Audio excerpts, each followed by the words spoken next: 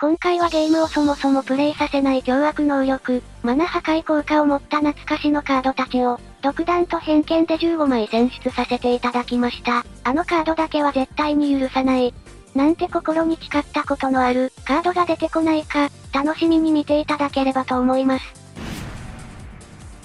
初代土地破壊呪文とも言える4コストの自然文明呪文で、相手のマナゾーンのカードを1枚選んで墓地に送ることができます。当時はまだマナ破壊効果を持ったカードは少なく、軽量のクリーチャーを並べたビートダウンデッキが強い環境だったため、あまり採用されていませんでしたが、新規カードが増えて、ランデスという戦法が確立されてからは割と使用頻度が高くなった呪文の1枚です。また、マナゾーンからクリーチャーを召喚する能力が登場してからは、ピンポイントでキーカードを墓地に送るためにも、テンポアドバンテージ兼メタカード的な立ち位置で、採用をした人も少なくありません。相手の多色カードや、必要そうな色、特に水と自然文明のカードは、ドローソースとマナブーストのために不可欠、ということで常に狙われ続けていたと思います。自分から唱えるとあまり強くないのに、相手に使われると地味に嫌なカード、としても記憶に新しいカードです。DM2 で登場した、初代アタックトリガーで、相手のマナを破壊できたクリーチャーです。6コストと当時の環境的には重めで、かつ破壊できるマナも1枚だったため、あまり目立ちませんでしたが、ドラゴンという種族のおかげで、後々優遇されることになり、ドラゴン軸の土地破壊デッキには、たまに採用されていた1枚です。ちなみに後の段 DM32 では完全相互互換である、レオンザードドラゴン、そして DM34 では進化形態にあたる、無限恐竜ボルザードが登場しています。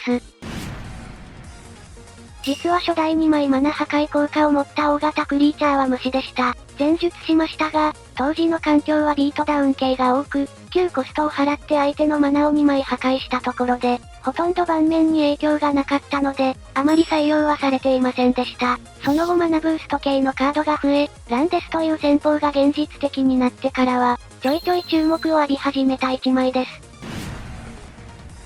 疑似的なランデス呪文として凶悪な能力を持った水文明の呪文で、自分の場の光と闇のクリーチャーの数だけ、相手のマナゾーンとクリーチャーをバウンスすることができました。ミストリエスなどと組み合わせて両文明の軽量クリーチャーを大量に展開され、この呪文で場もマナゾーンも一気に洗い、流された上に、次のターンでロストソウルを打たれて心をへし折られたのは良い思い出です。今後も許しませんが、大量展開が容易となった現環境ではさすがに面白くないだろう。ということで、今は殿堂入りしています。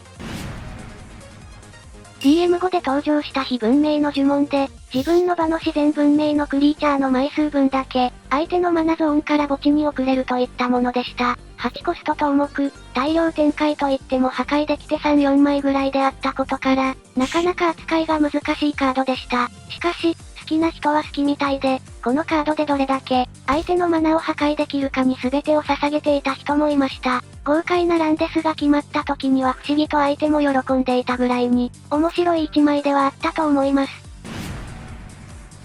強制オーダークヒドラと重心兵ディオライオスとのコンボで、安定してランデスと回収をするデッキが生まれた元凶です。羅神兵ボロックや最新兵ガッツンダーなども入れた、アッシュランデスに引き殺された経験のある方は、少なくないのではないでしょうか。個人的な話ですが、アッシュでマナを破壊するときは、相手のマナをバナナで計算し、1枚破壊することに1バナナ、と数えた相手を煽っていた記憶があります。ごめんなさい。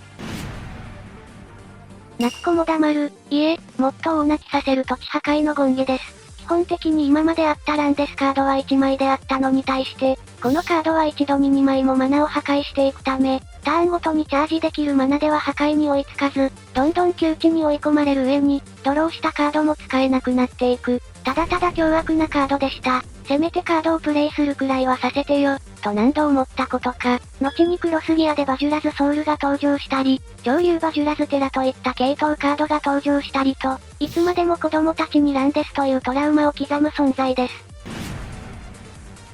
聖剣編で登場した非自然文明の5コスト呪文で、ランデスとマナブーストを同時に行えるということで、今でもちょくちょく採用されるほど汎用性の高いカードです。3ターン目の聖堂の鎧から、4ターン目に焦土、5ターン目にロストソウルなどの大型呪文をぶち込むといった流れが、黄金パターンとしてあったと記憶しています。その後は弱った相手に対してザールベルグや、2枚目のショードなどを打ち込んで、いたぶってから満を持してとどめを刺す作業を繰り返し、友達と遊ぶときはランデスデッキ使用禁止令が出たほどでした。反省はしています。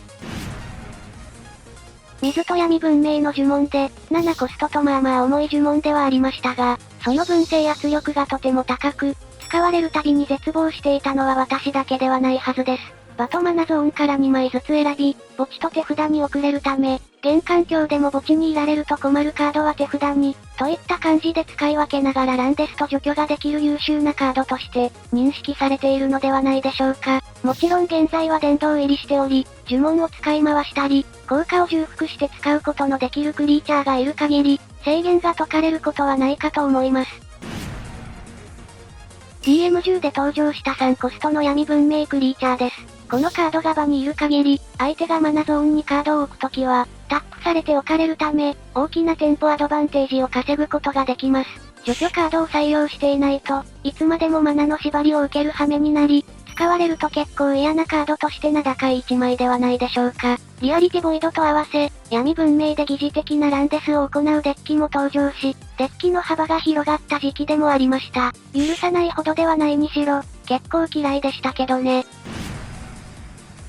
DM20 で出た、ショードと開拓の天辺を内蔵したドラゴンです。7コストということで、3、5、7の綺麗なマナカーブを書きながら、相手のマナを破壊しつつ自分だけマナブーストする、という動きが可能で、かつ超竜馬ジュラの進化元としても使えるドラゴンだったため、多くの子供たちを恐怖のどん底に突き落とした1枚、と言っても過言ではありません。使いたいカードがあるのに、その色のマナばかり破壊されて、ずっと使えずにボコられ続ける供養を経験したのは、誰しも一度はあるはずです。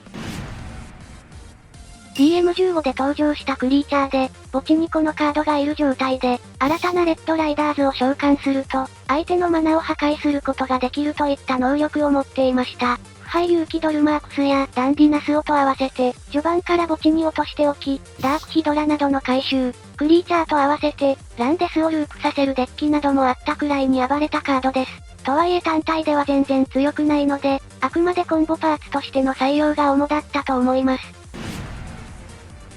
DM16 で登場した1マナの呪文で、お互いのマナを1枚墓地に送る効果を持っています。前述したレッドライダーズと組み合わせて使用したり、後に登場する天雷王騎序盤20世を軸にした、1コストデッキで何度も使い回したりと、なかなかに悪さをしたランデス系呪文の1枚です。後に序盤2がプレミアム伝導してしまい、お役御免で環境を去るかと思いきや、イルカイルのロックデッキや、55ブランドデッキにおける手札消費カード券、相手への遅延カードとして重要なパーツになったりと、地味に息をし続けていましたが、2019年には殿堂入りとなりました。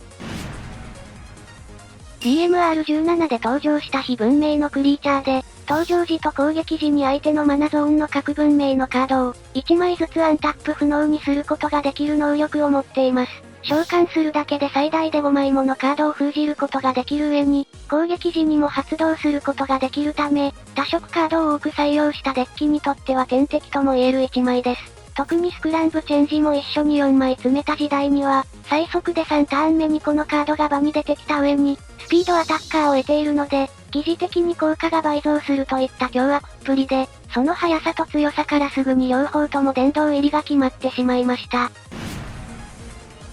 最後は DM10 で登場したかなり古いカードです。実はコロコロコミックの付録として一足先に登場していた、デュエルマスターズ史上最初の多色カードです。効果はお互いの場とマナゾーンのカードを、1枚ずつ墓地に送るといった効果で、不敵怪人アンダケインの登場により、環境に返り咲いた1枚です。その後は殿堂入りしてしまい、ほぼ消滅したと言っても過言ではありません。いかがでしたでしょうか？ランデスでボコられた苦い記憶や、逆にコンボを回して、楽しかった頃を思い出して、楽しんでいただけたら幸いです。他にもあのカードが見たかったなどありましたら、ぜひコメント欄でリクエストしてください。最後までご視聴いただきありがとうございました。よかったらチャンネル登録や高評価で、応援よろしくお願いいたします。